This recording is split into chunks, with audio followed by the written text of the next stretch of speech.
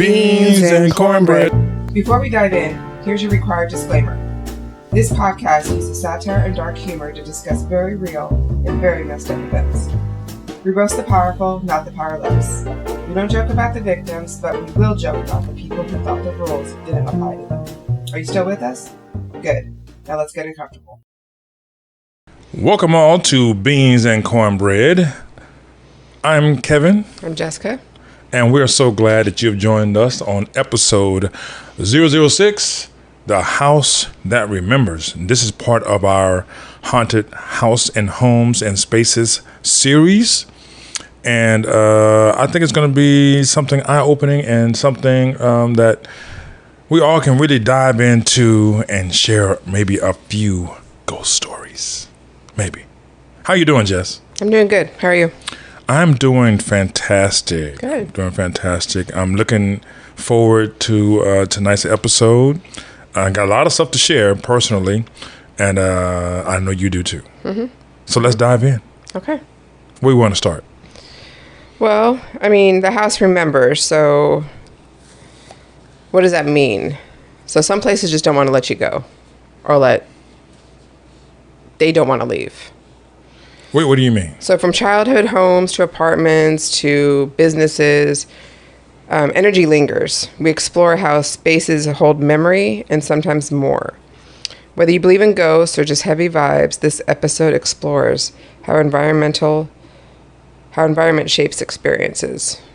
Okay. All right. So the house that remembers. So we're saying that the energy of the people that are inside the homes end up affecting those homes long term after they're not there and gone, or what are we saying exactly? Well, anywhere you go, you leave behind some form of energy. So residual energy from your what? So it could be malevolent or it could be benign, or it just depends on the case. It could be where it's built. It could be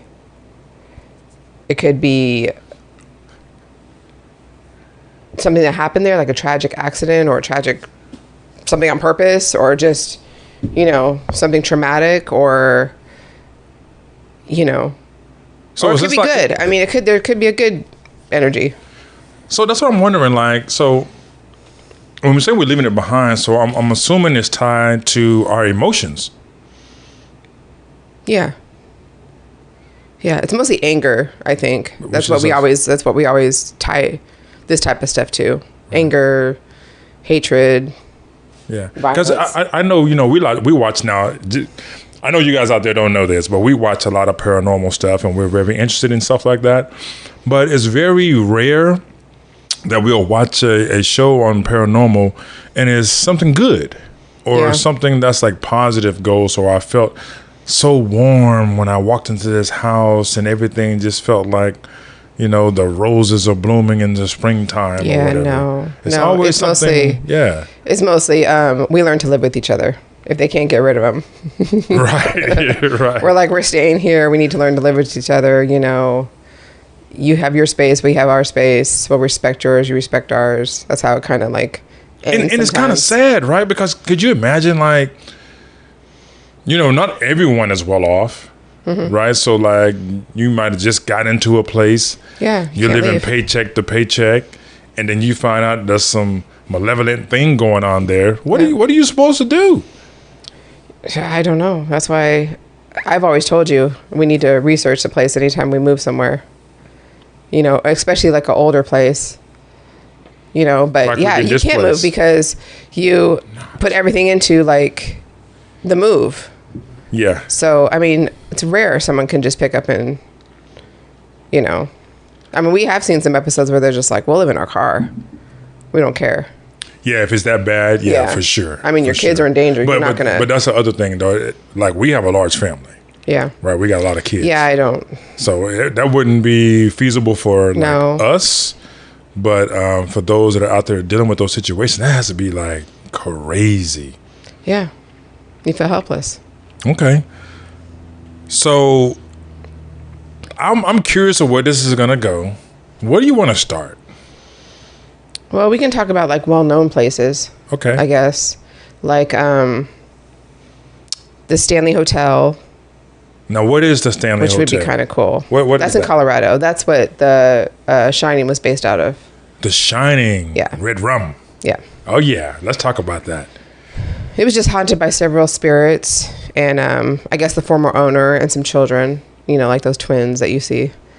You know, I'm assuming that's one of the... We're hoping you guys have seen The Shining. If not, please check it out. Yeah, that's on you guys about spoilers.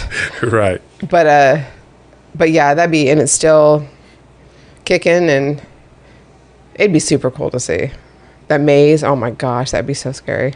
See, there's something inherently scary about mazes anyway. Yeah. Yeah. Like, if you keep running to dead ends and you're like, let's say you're a claustrophobic type of person. Yeah. Man, like, you better have a map. Like, they should give you a map of it. There probably does have maps there. I mean, because nobody wants to be... It's a liability issue now. Right. Got to pay this guy $60,000 to go in and find people in the maze. Yeah. Annually. Yeah, that would be freaky. Other ones are like the Lizzie Borden house. Okay, yes. What is that? That is in Massachusetts. And that is... You've heard of her, right? I think so. Lizzie, have I heard of you? I'm not trying to conjure anything. Yeah, please don't. Although it was not proven that she actually did what she was, you know. Oh, now I'm really scared. What did she do? She killed her stepmom and father. Okay, yeah. So scratch that from the record. So yeah, so she ended up, I think her and her sister ended up just living like solitary lives after that, like, you know, just out of limelight and stuff. But yeah. How do you not convict it for killing somebody?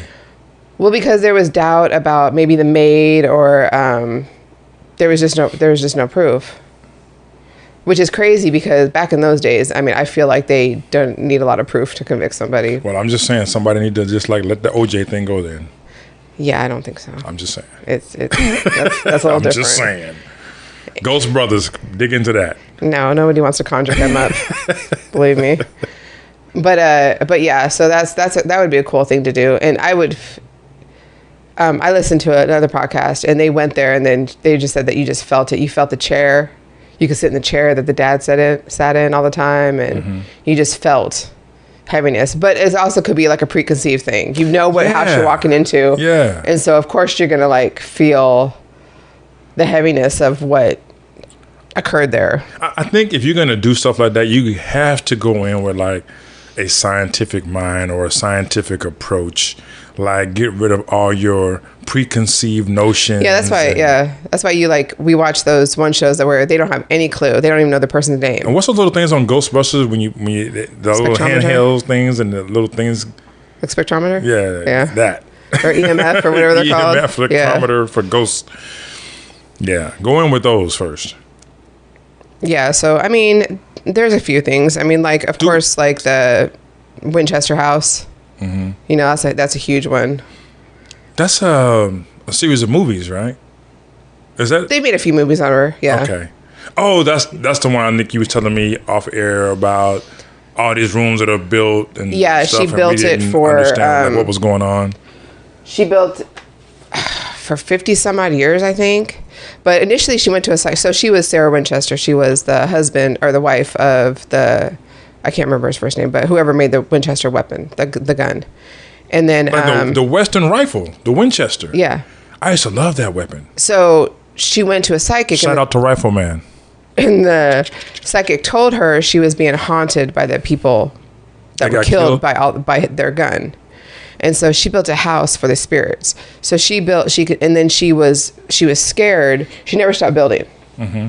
And it's massive. It's in San Jose. And you can go take a tour for like $40.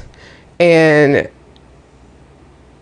she never stopped construction because she felt like if she stopped construction, something bad would happen to her.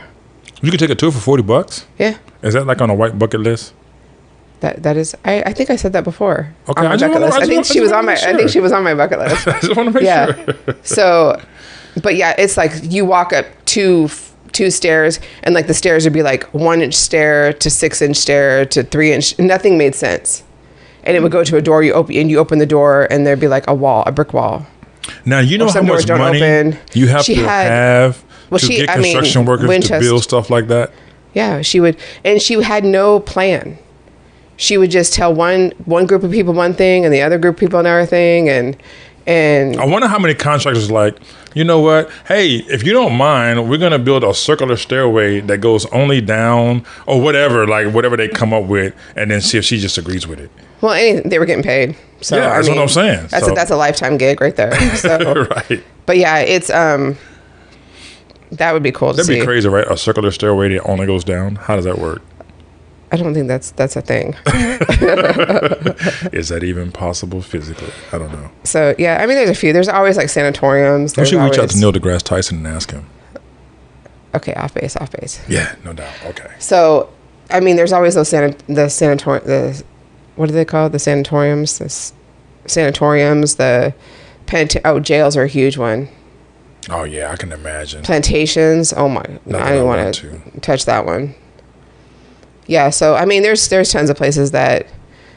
I mean, I told you about that one slave owner in New Orleans, Madam. I can't remember her last name, but they made a whole American Horror Story about it. She was the devil, and I think her house is.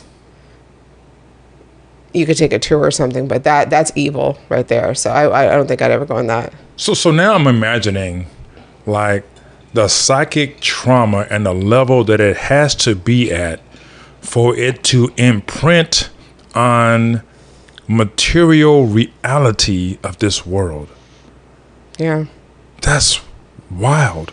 But I'm also understanding scientifically, right? So I'm gonna just jump off ship a little bit just to bring this point home.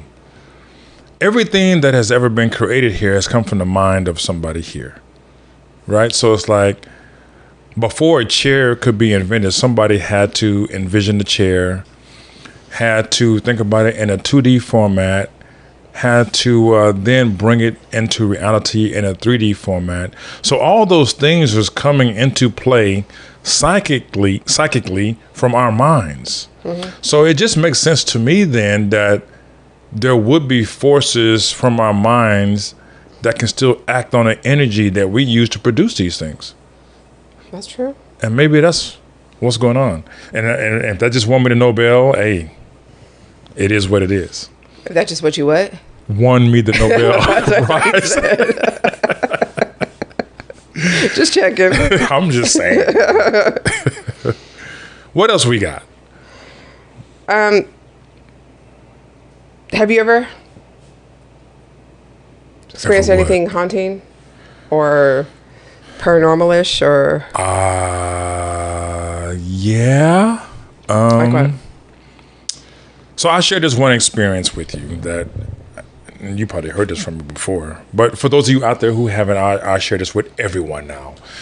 When I was a teenager, I was doing a report. I don't know if it was a term theme. It was something, right, we had to do in school. And I think mine was like over Stonehenge. I was always interested in things like Stonehenge and stuff that was kind of like, well, people didn't really understand why these structures were built or whatever, right? And so I remember we were living in California at the time, just me and my mother. And we used to constantly watch this religious channel. And there was this couple on there that would always, they had a show, and it seemed like that show never went off air. Did she have big hair? Yes. Yes. Yes, her. Whoever she is. Like the 700 Club or whatever, whatever it is. I know who you're talking about. Yeah, it was something like that. And we would always watch that. This is really funny before I forget. Okay. I used to have to babysit my brothers, and I would put that on channel for punishment. Wow. Wow. Okay. That's horrible. That's a side note, but that's good. That just popped in my head just now. And so we would always watch this, and see, while I'm watching it, I actually pulled up a chair, and my mother had bought me this electric typewriter, right? And so I'm putting the paper in there, and I get it ready. And when you're typing on an electric typewriter, it's like it's faster, it's quicker, it's more efficient, right? So the whatever that thing is called, it moves right to left as you're typing, because you're typing left to right, like as you would read a book. And so I'm sitting there and I'm typing on my term thing, right? And the station that we're watching, which is that religious couple, suddenly goes static. But right before it went static, I started feeling this odd, eerie feeling. It was almost like it was a heaviness in the air. It just felt electric, like static electricity, like the hair would stand up on your neck or whatever, right? And so my mother felt it too. So I'm looking at her. She's looking at me. We both have this look of, we don't know what's going on in our eyes. And so the first thing I was thinking of, well, let's contact the neighbors and see if their channel is messing up like ours. So then if it is, then okay, this is easily explained. So we contact the Boyd family that was next door or across the street, and we asked them, hey, on your certain channel that this religious show was on, is it messed up? And they responded with no. We just checked it. Everything is fine. And so was another family down the street with one of my friends. His name was Eric. And we contacted him and his mom because his mom watched that channel just like we did all the time. And she said, no, there was nothing going on with that channel. And so that then the red flags really started waving then, right? And as all this was happening, and we come to the realization that this is only happening here at our house, the typewriter starts typing by itself. And maybe somebody out there can understand this or explain this, but it was typing the capital letter T, but the paper did not move left to right ever again. It was typing the capital letter T in one spot on an electric typewriter without it moving. And that scared me so bad. I didn't know what to think was going on. I had no rational explanation, especially as a teenager at that time, of what was going on. And that was really scary. Did you finish your paper?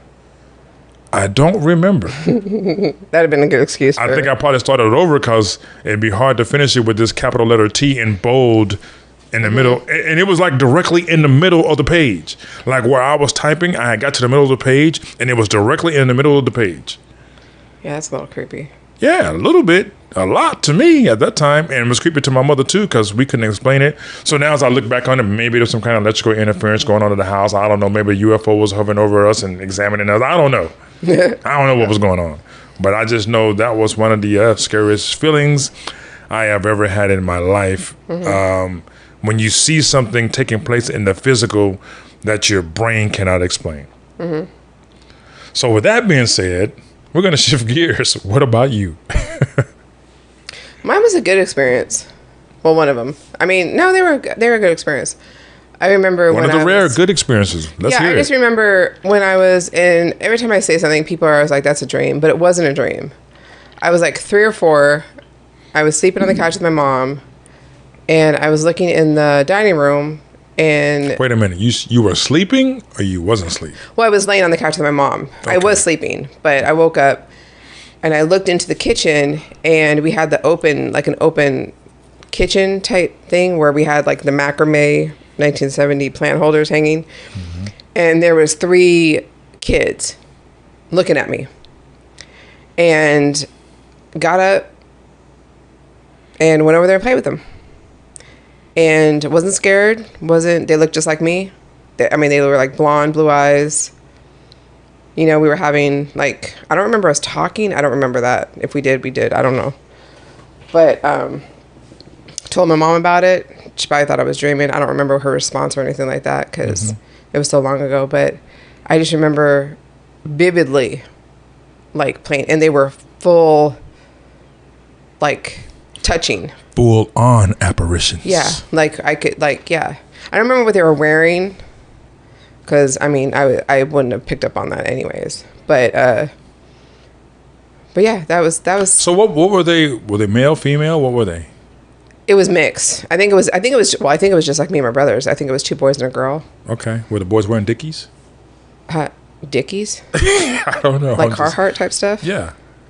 I'm just trying to see if there was like an age period associated with it, or did it seem like right around your age and that kind of stuff? I mean, they're probably, I don't know. I don't remember. Okay.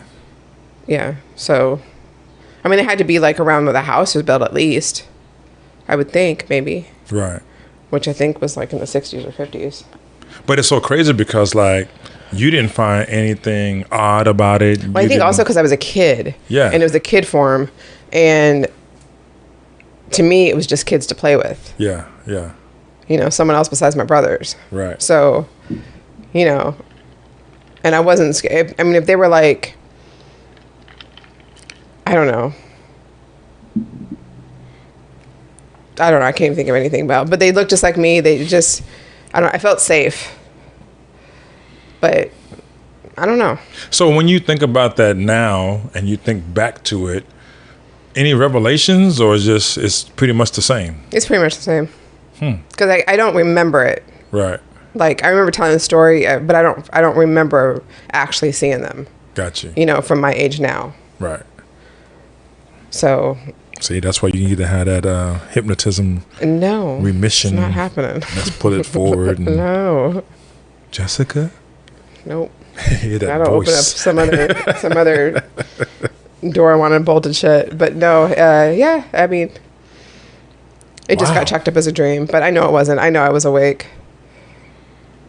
Yes, for me, like when I'm thinking about like stuff like that, it's not a lot of stuff I can remember. Although I know there was other instances of certain things, but I just can't bring them to my recollection now. It's like, I guess when you become an adult, man, you maybe you push some of that stuff aside. That was like, I mean, you always see like something in the peripheral, right? Or you swore someone just walked by. Now that you said that, something just popped in my head. Something like that.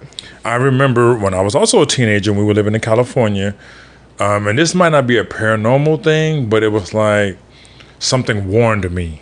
Mm-hmm. And we had this long wall that if you was at the commissary or like, Walmart, what you would call it now, a commissary is on a military base. But it went all the way to the street. Mm-hmm. And the street I remember you crossed over, right? So if you didn't know what was on the other side, you could easily get hit by a car. Mm-hmm. And so I'm riding my bike along that wall. Can't see over the wall because the wall is that high. And right when I got to the edge, I got close to that wall, something told me to stop right now. Mm-hmm. And I slammed on my brakes, just riding. As a kid, you just out there joyriding. This is in Southern California. And I slammed on my brakes at the last minute, and this truck or car, whatever it was, went right by. If I wouldn't have done that, it'd have been game over. So stuff like that, that just popped in my head, happened, and it's like, I don't understand. I can't explain it.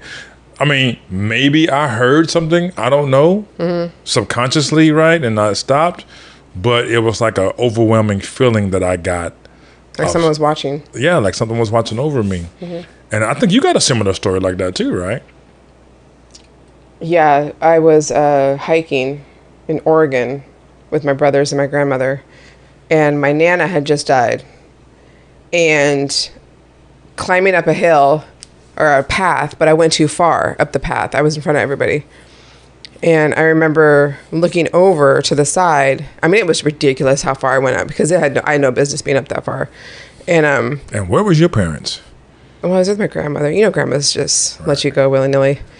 And I remember looking over to the right side, and there was like this massive drop-off. I mean, it was like a crevice. And there was no way I was getting down without dying. And all of a sudden, I felt like a wall. Like I couldn't move any farther into, like if I wanted to fall, I couldn't. So I just kind of scooted down. And I was trying to tell my grandmother, and I was just getting, in trouble for going up that far. But I believe it was my Nana, but I don't know. Wow. Okay, so why do you believe it was your Nana? Because she had just died, and she had came to me in a dream right before she died. And So what took place? and told me she was going to die. Explain that. Talk to us about that. Well, she came to me in a dream and told me she was going to die and to not be sad and to, everyone's going to, handle it differently. But she told me basically to, be strong. And then the next day, I got called into the house and was told that she died. And that's interesting you say that because I remember when my grandmother passed, it was a similar story. When my grandfather passed, it was a similar story. Before my dad passed, he had told me that his mama came to him and he shared the story how I was going to be okay. And then, we'll see these things about the near-death experiences that people have where they actually pass away and somehow get revived or come back.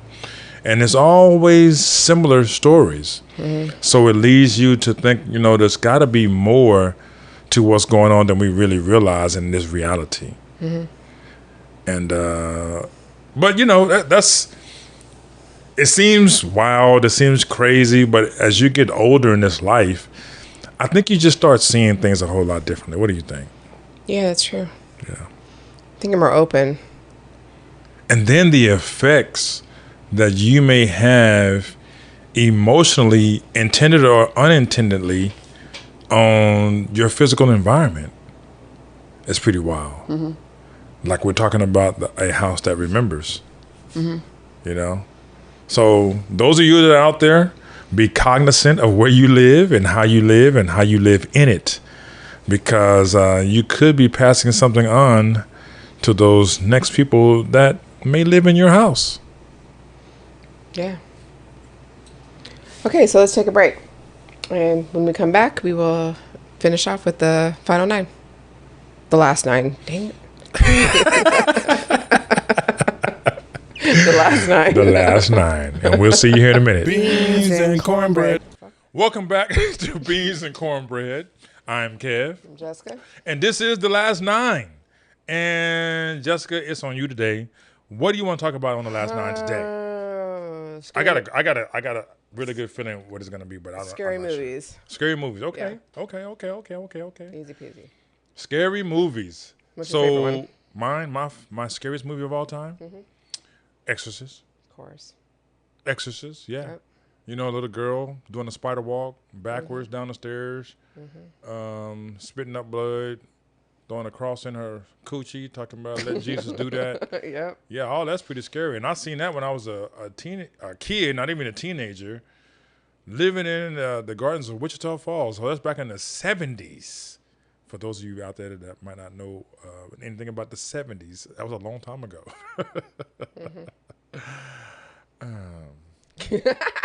Sad.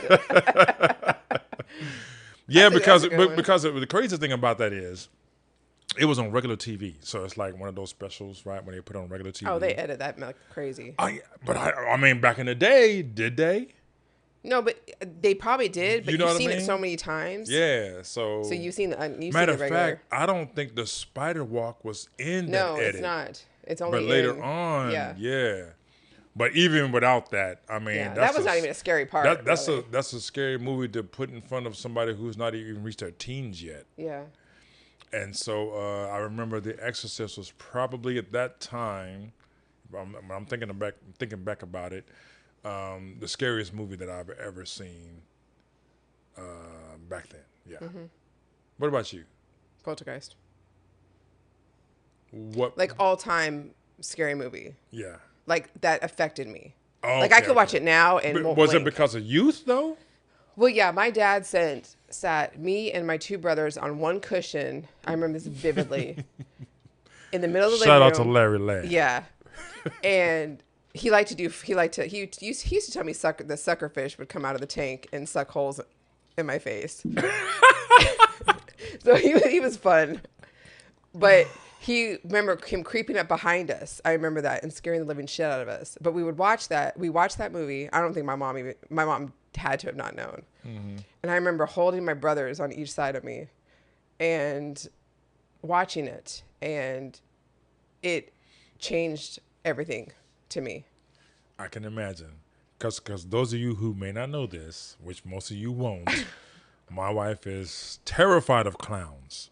Yes. And there is a clown doll thing that takes place in the movie Poltergeist. So if you haven't seen Poltergeist, hey man, can we just talk about this for a second? Now, we're older, but like these are like classic movies. I know. I try to force my kids to watch them. Yeah, these are like and they're just like, Mom, classics. this is so lame. Yeah, and I'm like, I don't get it. So for us, it's like hard to believe when you haven't seen movies like Poltergeist. Oh my gosh, it's mind-boggling. When you haven't seen movies like The Exorcist. I know there's some campy movies, some stuff that we really like that you might not have seen because it wasn't mainstream. Remember Sleepaway Camp? I remember watching that. But those kind of movies, Jaws, you never seen Jaws. Like, if you were a movie-going person, I don't care what your age is, you have to go back and see some of these older movies. Yeah, my kids hate me because I'll like any 80s movie. I mean, I force them to watch. I'm like, just watch it once. I don't care if you never see it again. Gremlins. Like Gremlins or like Goonie. I mean, just any of the 80s stuff. Not that it was like super scary, but it No, probably was. but Hold on, you had a story about Gremlins. That's just irritating. Tell us about it, Jessica. No, it was nothing really. But I went to the movies with my neighbor. My dad took us. I was just pissed because she got scared. She bolted out of the theater. Well, hold on. Who's your neighbor? Like context. His name was Corey. I don't remember how old we were. We were young. We were under 10. And she just ran out of the theater into the lobby crying. And I'm looking around like, okay. My dad's like, girl, you need to go get your friend. I'm like, I was hot because I had to leave the theater because I'm like, she knew what movie we were going to see. Mm-hmm. Why am I going to miss the movie? I mean, I had no concept of empathy. Yeah. But I was just like, I went out there and I was just like, how are you scared? I mean, of course, I probably wasn't the most gentlest when I was trying to console her, but yeah. I remember that.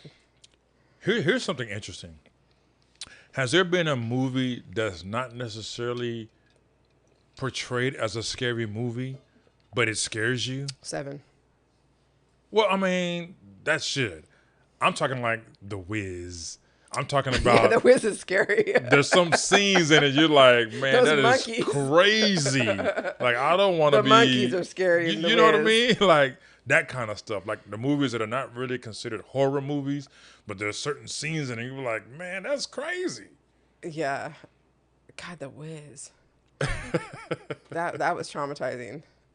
See what I'm saying? Or Oz. Or whatever the Oz was with the removable heads. The witch that had the removable heads. See? I remember that. I don't know. Oh, but you did mention 7. Oh my God. 7 is probably my top. It's not scary. It's just like a thriller. Yeah. Yeah. That's like the perfect movie, I think. That ending in it's 7. Just so flipping good. My goodness. It's so good. So good. So there's good. There's so many. I mean, Evil Dead. Oh yeah, so that was one for me. If you guys never seen Evil Dead, please go check it out. But these college Modern kids ones? go out. I'm talking about the original. Oh. The original. And they go out to this little house in the middle of the woods. And it's so crazy because when they pull up, there's like a swing, like one of those wooden swings on the porch with chains. Mm-hmm. And it's going back and forth. And they pull up and it stops. Yeah, I'd be like, and I'm like, that's a turnaround. Hello. That's like that commercial. Like, let's hide behind the chainsaws. Yeah. Like that's a hit and a half for your ass. Like, don't go in there. And they go in there and they find this old book and they start reading it and reciting it and conjure up all these demons. And I remember one scene in particular where this demon possessed one of those campers, whatever you want to call them, and they took a number 2 pencil and shoved it in somebody else's ankle and just started like grinding it around. Oh, it was crazy. And then the girl got raped by the woods, like the trees and stuff came alive. And we gotta watch that. Woof. Yeah, that was scary. That was scary. Yeah, I can't think. I never ever finished this movie too. In my life up to my age now, I never ever finished this movie. I thought it was scary. Phantasm. With the ball. Yeah. I've never ever finished that. I swear I watched that like a year ago. I finished that, but it wasn't. I saw the ball hit the dude in the head and started squirting blood out the back. Yeah. And I was just like, what's going on? This don't make sense. Yeah, I mean it's I don't know what other one of my top 5, if we want to talk about classics, is Nightmare on Elm Street 1. Oh man, that was so good. Yeah, that was absolutely terrifying to me. But some adults should have had their ass kicked for letting us watch that at a youth center in California. God, yeah, that's I remember watching it at my best friend's house, and she had this big house and tall ceiling and a basement, and we told her little brother that Freddie lived downstairs and scared the shit out of ourselves and running up the stairs and cracking knuckles, just trying to get up there without getting grabbed, of our own making. Yeah. But I don't know, you believe something hard enough, you tell someone hard enough, but yeah. Yeah, I think growing up, man, there was so much stuff that you could environmentally be scary, especially growing up in the country. When it gets dark, I remember just being out with my cousins and stuff and just running around late at night. And then, if you're not fast and everybody takes off running, you're in trouble. I didn't grow up in the country, but we had to come home when the street lights came on. But I used to play like in the slough. Yeah. Like, and there was this old lady that probably was the sweetest thing. Like, as I grew up, I realized, but she would live in like the shack, and she was kind of like a city mascot. She kind of was like, I don't want to say her name, but she, you knew not to, the city protected her in a way. And I think she got burnt when she was little. And so, but I remember we used to dare each other. She was a what? What'd you call her? She was a burnt? She was burned when she was younger. So she had like burned skin, and which made it more creepier because she was older too. So it just made it really bad. Right. And I just remember we used to dare each other to go and like, not mess with her, but like knock on the door and just stupid kid shit that, we should have got our butt whipped for. Now I'm going to share some with the audience if you will allow me to. Oh God. I want you to talk about this a little bit. What? Can you please tell them why in the hell you're scared of Babadook? Oh my God. For the simple fact, at night I'm blind. I wear contacts, and I swear every time I go to the doctors, I ask him if I'm legally blind. So at night I'm blind, and room is dark. I'm already seeing stuff in the corner. And then you got this creepy ass 12-foot dude with a top hat crouched over in the corner. And I can't, I'm not scared of him, but I can picture him if I tried. Right. And that just freaks me out. Yeah. Like, we tried watching it. We couldn't watch it because the kid was whiny. I couldn't deal with it. So, and I understand what the concept was of the whole movie. I figured out, we figured out what the ending was and all that stuff. But no, I already think I see shadow figures when I'm blind. So I can't. And just the name. The name is freaky. I don't like it. Candyman never. Is there anything that you're like literally afraid to say in the mirror, like Bloody Mary or? No. I remember doing that as a kid too. Turning off the lights and then test the water. Yeah, I remember doing that. Yeah. Because I was like, I'm not a punk. I'm gonna do it. Yeah. See, that's why the Babadook is coming to get you. Yeah, but I remember my mom about my clown thing. Please explain the logic of this. My mom gave me a book of it. Oh my goodness. To try to overcome my fear. My fear of clowns, and I'm like, what in the hell? And my stupid ass is just reading it like an idiot. Now, there is a scary movie I've seen where those clowns be eating people. What is that called? The Killer Clowns? Killer Clowns. No, yeah, see, I don't think I've ever watched that. That's cool. Because it looks campy to me. We should watch that tonight. It did. No, we're good. See, people? We're good. So anyway, yeah, that's it. That's about it on scary movies. There's tons more. Oh yeah, for sure. But yeah, that's about the end of the last 9. All right. Well, I guess we'll talk with everyone next time. If you don't mind, please comment and share with us what your scariest movie is of all time, and just put that in the comments, and we'll check that out. And if it's something that we didn't think of, we'll definitely give you a check mark on that one and say, oh, we should have definitely talked about that movie in particular. But until next time, go ahead. What, would you have something else? I was about to say the Twilight Zone movie. Oh, the Twilight Zone. That was so good. That was good. Yeah. Yeah, that was good. Want to see something really scary? Yeah, that's it. All right. We'll see y'all later. All right. Toodles.